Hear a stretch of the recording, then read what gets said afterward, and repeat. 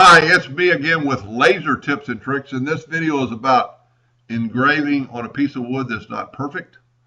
It has a knot hole or another knot hole, and this is going to be a twofold part. I have a red line that is 18 by 8, which is the size of my plaque on my wood, and then I will always run with my door open, let that hairline run around, and that way I know I'm on my wood and my text is inside that box, so it's going to work. And another thing, I use bottom up engraving, so it's going to start down here and start up. To me, it's like a fail safe.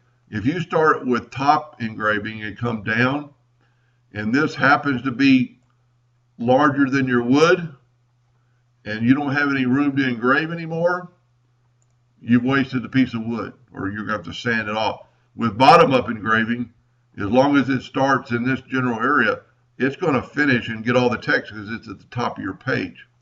But to avoid a knot hole like that, there's a couple ways you could do things. You could draw a box around the knot hole, maybe even do that one, and have your laser with your door open run those hairlines in a vector cut, but with the door open it won't fire.